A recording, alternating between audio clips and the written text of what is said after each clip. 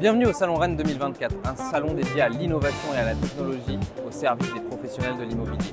Aujourd'hui, on va essayer de voir un petit peu l'ambiance de ce salon, aller découvrir quelques pépites sur leur stand, le concept. On va les voir, elles nous pitchent leur projet en 1 minute, suivi d'un question-réponse. Allez, suivez-moi.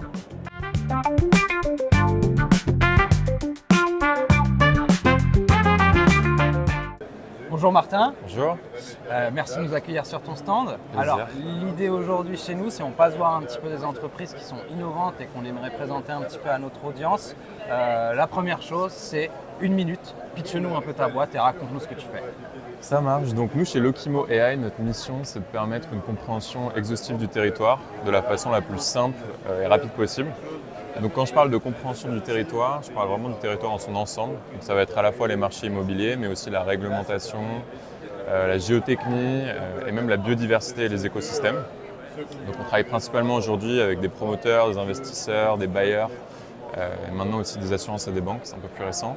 Et donc comment on fait ça? On a une plateforme qui va aller agréger et analyser des centaines de sources de données grâce à l'intelligence artificielle. Pour permettre à nos clients ou de trouver des zones à haut potentiel ou bien alors d'analyser des adresses qu'ils connaissent déjà. Ok, super intéressant. Du coup, ça me permet de rebondir chez Upfund. Je vois tout à fait la thématique. On fait un peu la même chose, nous, sur du professionnel, pas du résidentiel. Est-ce que tu as eu des frictions, des problématiques pour justement géocoder, interconnecter ces bases de données dont tu parles? Est-ce que tu as vécu un petit peu ça? Et l'IA, comment elle a réussi à t'aider du coup? Bien sûr, je pense que la plus grosse difficulté qu'on a eue, c'était peut-être pas forcément avec des bases de données qui sont déjà géographiques, mais plus par exemple des données qui viennent, je sais pas, de PDF de base, je pense au PLU, qu'on va analyser nous grâce à l'IA, d'arriver ensuite à faire la jonction avec par exemple des données géographiques comme le cadastre, etc. etc. Donc là, l'IA est un formidable accélérateur pour trouver des corrélations entre toutes ces différentes données, mais je pense que le plus dur, c'est du coup le passage d'une donnée qui n'est pas cartographique, pas géolocalisée, à une donnée qu'on peut retrouver sur notre plateforme qui est liée à toutes les autres, en fait, à la parcelle, liée au cadastre, liée au prix, etc. Ouais, c'est des problématiques d'actualité, c'est vrai. Et puis souvent, on dit aussi qu'il n'y a pas d'IA sans data. Du coup, tu poses un petit peu aussi ces bases, comme nous, de la donnée pour que l'IA soit interopérable et desserve le marché. Du coup, merci aussi de te lancer dans cette mission. Dernière question, est-ce que tu auras un message que tu souhaiterais faire passer, une demande? Ouais, alors on recrute en ce moment, donc surtout des profils dans le business, des sales. Donc si vous êtes intéressé par une boîte comme nous, qui a une vraie composante tech sérieuse, pas que dans des buzzwords, qui est transparente et que le problème vous intéresse, contactez-moi. Bonjour Maxime. Bonjour. Du coup, on passe sur ton stand. L'objectif, c'est de montrer un petit peu des pépites, des boîtes qui seraient intéressantes pour notre audience, etc. Donc le concept, c'est simple. Au début, je te demande une petite minute de pitch, nous présenter ta boîte en 1 minute, et après un petit question-réponse en fonction de ce que tu nous racontes. Allez, la parole est à toi. Go. Donc Prenup, c'est une plateforme de vente interactive. C'est le principe des ventes aux enchères. Tout le monde sait ce que c'est qu'une enchère. L'idée, c'est simple, c'est de réussir à réunir un maximum d'acquéreurs sur un bien pour avoir le meilleur prix du marché. Comment ça se passe? On va démarrer avec un prix d'appel qui va permettre d'attirer des clients, bien sûr leur laisser visiter le bien. Donc on diffuse sur tous les sites de diffusion de nos clients, on diffuse sur tous les sites de diffusion habituels. Et à la fin, on va réussir à inscrire des acquéreurs et les faire se rencontrer sur une salle d'enchères en direct pour qu'ils puissent faire leurs offres en transparence. L'intérêt de ça, c'est vraiment que tout le monde voit l'offre de tout le monde. Donc c'est hyper transparent pour l'acheteur, c'est aussi rassurant pour l'acheteur de se dire que voilà, on est 3, 4, 5, 6 à voir la même maison. Et à la fin, on a une meilleure offre qui se dessine. Ça permet à l'agent immobilier de montrer au vendeur la réalité du marché, puisque du coup c'est ça qu'on arrive des fois à capter difficilement dans le marché actuel en plus, puisque le marché a quand même pas mal bougé ces derniers temps. L'objectif, c'est de montrer cette vraie valeur ajoutée, cette vraie réalité de marché, en même temps que l'agent puisse aussi justifier son estimation, montrer que son estimation était bonne, que oui, le vendeur est peut-être un petit peu gourmand, mais aujourd'hui, s'il veut vendre, c'est à ce prix-là. Donc c'est ça le gros point aujourd'hui important chez nous. C'est une solution que j'ai créée il y a 4 ans. Donc il y a 4 ans, si vous vous souvenez un petit peu, on était en marché euphorique, sortie de Covid, tout se vendait très vite, très cher. Dans ce marché-là, ça fonctionnait aussi. Dans le marché euphorique, c'était de se dire, il y a 10 acheteurs pour une même maison, donc s'il y en a 10, ils vont pouvoir monter peut-être encore plus haut. Et donc on avait des super performances dans ce marché-là, avec des prix de vente assez hallucinants qu'on n'aurait jamais pu espérer. Donc voilà, ça marche dans les 2 systèmes. Et c'est un vrai outil aujourd'hui, je pense, qui permet aux agences d'aller déstocker des mandats, se différencier de la concurrence, prendre des nouveaux mandats qu'ils n'auraient peut-être pas pris parce que, à un moment donné, quand on est en concurrence, qu'on propose tout la même chose, c'est compliqué d'aller faire la différence. Et donc voilà, c'est vraiment quelque chose qu'il faut avoir dans sa boîte à outils, je pense, aujourd'hui. Super, super intéressant. Et du coup, l'idée, elle t'est venue un peu comment? Tu as répliqué un business model? C'est quelque chose qui existait déjà, la vente aux enchères dans l'immobilier ou pas du tout? Alors, déjà, moi, j'étais agent immobilier avant. Premier point. Et je me suis retrouvé confronté à des notaires qui proposaient ce système de vente interactive. J'ai perdu 3 fois des mandats contre des notaires qui proposaient ce système. Et troisième fois, je me suis dit, OK, pourquoi est-ce que nous, en tant qu'agent, on n'a pas d'outil comme ça? Le notaire, son métier, c'est pas de faire de la transaction. Pourtant, il a un outil que moi, j'ai pas. Et étant un pro de l'IMO. Et là, je me dis, OK, il faut que j'étudie ce sujet-là. J'ai regardé un peu, il y avait une solution qui existait sur le marché. Il y avait une solution, à l'occurrence. J'étais client chez eux. Et j'ai fait mes premières enchères qui ont très bien fonctionné. Et je me suis vite rendu compte que l'outil était peut-être un petit peu limité, ou en tout cas, son fonctionnement n'était pas le bon par rapport au processus d'agent immobilier. C'est un outil qui n'avait peut-être pas été pensé par des professionnels de l'IMO. Moi, j'y connais rien sur la tech. Par contre, je connais l'immobilier. Et donc, c'est comme ça que je me suis dit, allez, il y a un truc à faire là-dessus et on y va. Donc, j'ai lancé le projet en juin 2020. Et on l'a sorti commercialement en mars 2021. Super, voilà. Super. Bravo déjà pour d'avoir démocratisé ça et d'essayer de le faire. C'est bien, ça permet de rendre le marché immobilier un peu plus transparent aussi parce que tout le monde peut voir ce qui se passe comme tu dis, combien il y a d'acheteurs, etc. Et plus liquide aussi. Parce que du coup, comme tu timeline tes ventes aux enchères, c'est bénéfique pour le durée moyenne, tu vois, c'est à peu près 3 semaines à mois. Donc ça permet aussi d'avoir une vraie rotation des biens sur le marché et d'arrêter de trader des biens des mois et des mois et des mois et de faire des petites baisses de 5 000 € pour en fait trouver un prix d'équilibre qu'on peut trouver en 3 semaines. En fait. C'est ça vraiment le but du jeu. Super, merci. Peut-être, est-ce que tu aurais un message à faire passer, quelque chose que tu voudrais dire en plus pour conclure? Je pense que le message que je peux faire passer, qui est là du coup un message aux agents immobiliers, dans ce moment qui est un peu particulier, c'est la crise, c'est compliqué. Le business est plus compliqué, il faut revenir un peu aux fondamentaux aussi, c'est-à-dire la prospection, les choses un peu basiques. Il faut aussi penser à se renouveler, repenser un peu sa façon de fonctionner. L'immobilier il y a 30 ans, c'est plus l'immobilier d'aujourd'hui. Je vois beaucoup d'agences qui restent un petit peu sur leurs acquis et puis qui vont nous dire des fois après, oui mais bon, des mandataires ils ont ça, ils ont ça, ils ont ça, ils ont ça. Ouais mais en fait les mandataires à côté des fois ils ont été un peu plus réactifs sur le marché, etc. Ils ont été prendre l'innovation. Je suis content aujourd'hui parce qu'on voit beaucoup d'agences immobilières qui viennent chercher l'innovation, donc c'est plutôt top. Et je pense qu'ils ont compris qu'il fallait aller travailler avec ça pour demain perdurer et continuer à vivre sur ce marché. Merci Maxime. Merci. Au revoir et à bientôt. Merci. Alors on découvre une nouvelle start-up. L'objectif c'est d'aller passer voir un petit peu sur les stands, présenter un petit peu des pépites à nos auditeurs et aussi à nos clients, aux personnes qui regardent un petit peu ce que fait Upfund. Alors du coup, je te laisse te présenter Mathieu et nous présenter un petit peu Nopilo. Yes, super, merci du coup pour la presse. Donc moi je m'appelle Mathieu, je travaille chez Nopilo. Nopilo c'est qui? C'est une société qui est spécialisée dans la fiscalité immobilière, de la location meublée principalement. Pourquoi on a choisi cette verticale-là? Parce que c'est clairement où il y a le plus de possibilités d'optimisation au niveau notamment de la position fiscale sur la partie location. Et après on va du coup optimiser sur tout ce qui est LMNP horaire simplifié, également sur la partie LMP, à contrario des régimes forfaitaires qui sont peu intéressants. Et on a créé Nopilo du coup il y a un peu plus de 2 ans, car 75% des propriétaires bailleurs sont mal optimisés sur cette fiscalité. Il y a un gros manque d'accès à l'éducation financière, aux connaissances. Quand on dit administratif, comptabilité en France, c'est un mot qui fait souvent peur. Et là, l'idée, c'est vraiment de démocratiser cette fiscalité au plus grand nombre, que ça ne soit pas uniquement réservé aux propriétaires bailleurs qui ont une dizaine de lots, mais aussi pour les petits propriétaires qui veulent tout simplement augmenter leurs revenus, également préparer leur retraite pour qu'on puisse tout simplement leur donner les meilleures cartes dans leurs mains en les optimisant au maximum pour qu'ils puissent économiser chaque année 2 000 € d'impôts et ne pas payer d'impôts pendant 8 à 10 ans en moyenne. Ça, c'est un sujet très intéressant qui va parler, je pense, à beaucoup, parce qu'on est, je pense, très nombreux à payer des impôts et à regarder un petit peu ce contenu. Du coup, question que je me pose, PLF 2025. Gros sujet aussi, je le sais, sur le LMNP.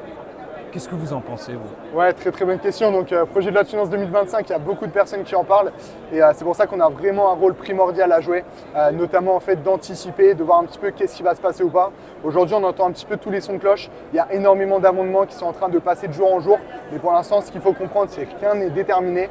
Ce qui passe aujourd'hui, ça se trouve, ça va encore changer demain ou après-demain. Donc, il faut vraiment pas s'inquiéter. Dans tous les cas, on sera là pour vous aider, pour vous donner les meilleures stratégies à mettre en place. Mais PLF 2025, je pense que ça va donner aussi voilà, la possibilité aux gens de se renseigner davantage, de se former davantage parce qu'ils vont en entendre encore plus parler, alors qu'avant peut-être qu'ils n'en entendaient pas parler, ils n'étaient pas touchés par ces sujets-là.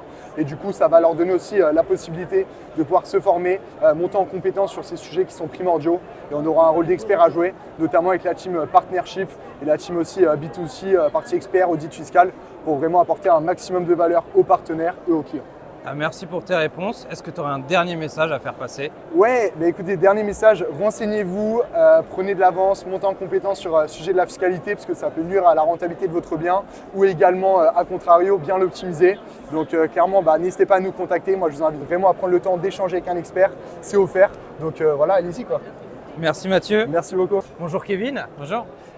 Du coup, merci de nous recevoir. L'objectif, c'est on passe un peu sur les stands, découvrir des entreprises, des startups, des pépites pour les montrer un petit peu à tout le monde. Donc l'idée, c'est 1 minute de pitch où tu nous présentes grosso modo ce que fait Ubiflow et derrière, petite question-réponse en fonction de ce que tu nous dis. Ok. Parole est à toi. Voilà, Ubiflow, nous, on a un partenaire technique, c'est avec 3 cœurs de métier.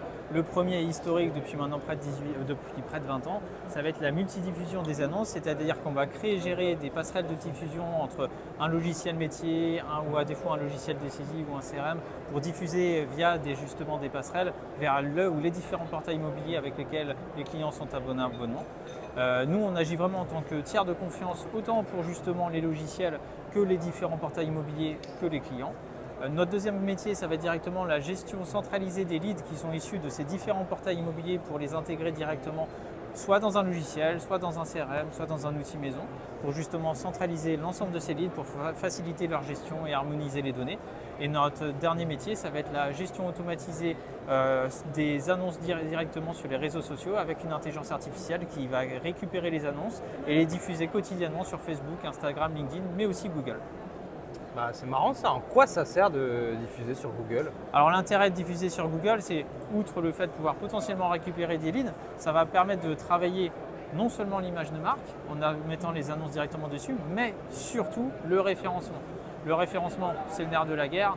Diffusez vos annonces directement sur Google sur du long terme, ça va vous faire grappiller au fur et à mesure des places à chaque fois que vous êtes recherché justement au niveau de votre établissement sur Google. Et plus vous êtes en première place, plus justement là vous allez gagner des leads. Super intéressant, merci de nous avoir expliqué un petit peu tout ça. Et est-ce que tu auras un dernier message à diffuser? Optimiser vos budgets d'annonce, c'est plus important. Merci Kevin. Avec plaisir. Merci de nous recevoir sur ton stand. Donc le concept, c'est je passe un petit peu voir des startups, des solutions innovantes, des choses intéressantes. L'objectif, c'est de les présenter un petit peu à l'audience et de couvrir un petit peu le salon Rent. Donc du coup, en 1 minute, est-ce que tu pourrais nous pitcher ce que tu fais et qui tu es? Ouais, avec grand plaisir. Merci beaucoup d'être passé. Je suis Guillaume Fréco. Je suis le fondateur de Capture, qui est une solution destinée aux promoteurs immobiliers, aux bailleurs sociaux et aux marchands de biens.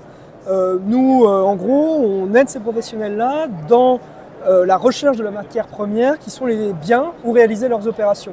Donc concrètement, sur un promoteur immobilier, on l'aide sur son développement foncier avec 3 axes principaux. C'est de la mise en relation avec des propriétaires vendeurs qualifiés en exclusivité, et donc propriétaires de biens où on peut réaliser des opérations de promotion immobilière. Et puis ensuite, il y a 2 corollaires à ça, qui sont un petit peu de données immobilières très simples pour regarder s'il y a matière à développer un projet sur ce sujet-là. Et le troisième, c'est une partie de CRM, puisque à notre corps défendant, et je pense que c'est la leçon de tout promoteur immobilier, on se rend compte qu'une opération de promotion immobilière, ça prend beaucoup de temps, et que donc il faut pouvoir suivre la relation avec le propriétaire sur 18, 24, voire même plus, donc 18-24 mois, même encore plus longtemps que ça.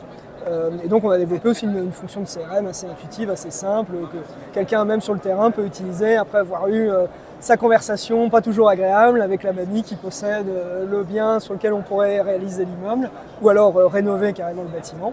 Et donc voilà en gros ce que c'est Capture. Ça fait 4 ans et demi qu'on existe. On a des clients qui sont à la fois des très grands comptes, des promoteurs nationaux, et on travaille aussi avec des marchands de biens qui font 1 ou 2 opérations par an.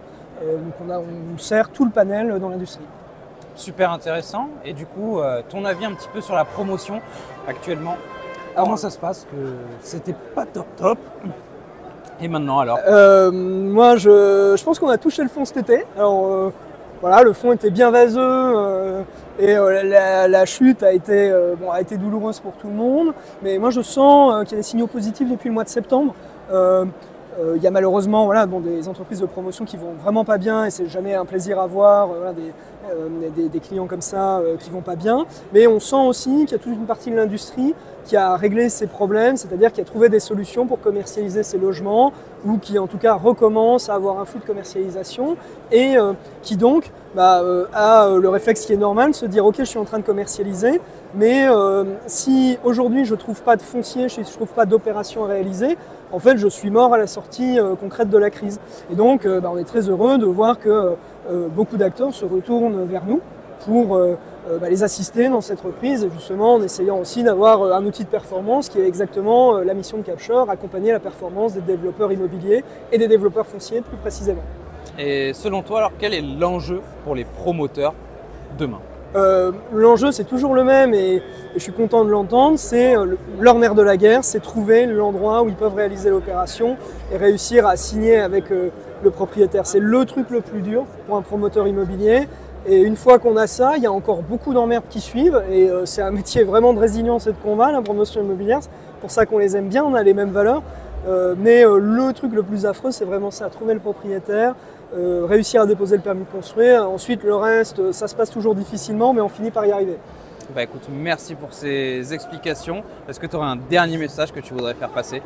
Écoute, je vous souhaite le meilleur. On est très content de vous connaître, que vous soyez passé.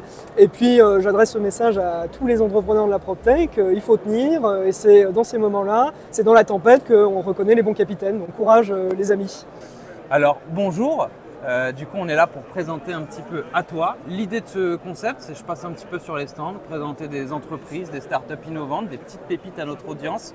Du coup, le concept, c'est 1 minute de pitch où tu nous présentes un petit peu qui tu es et que fait ton entreprise. Alors, moi je m'appelle Mehdi, je suis cofondateur d'Atoa.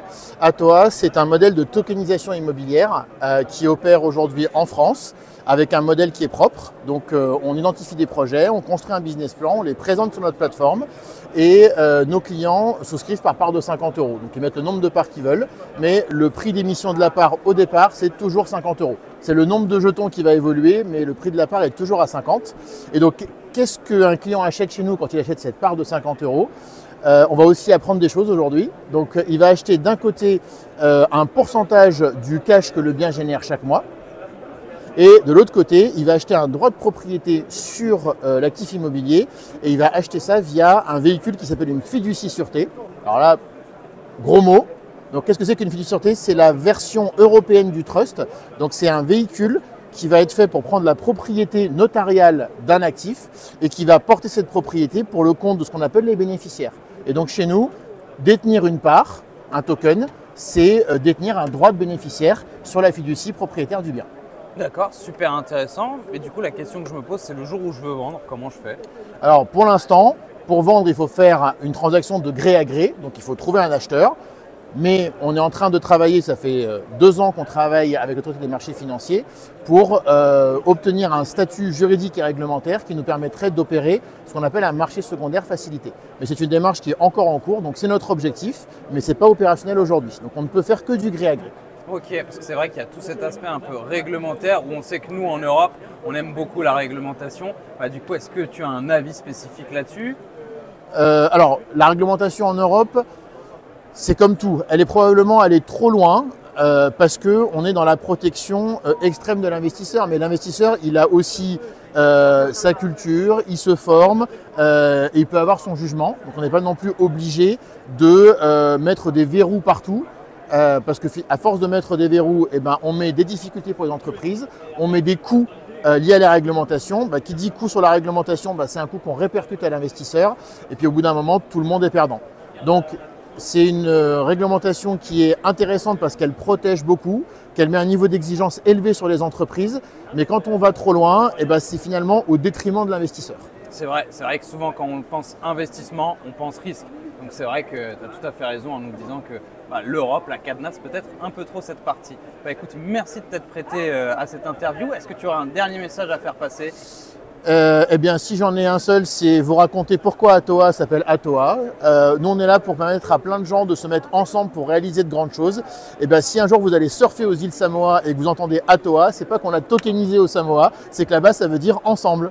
Merci beaucoup. Merci. Merci de nous avoir suivis. On a découvert plein d'entreprises vraiment intéressantes, des nouvelles technologies. Le Salon Rent était plein de surprises et d'innovations. Allez, à très vite pour de nouvelles actualités.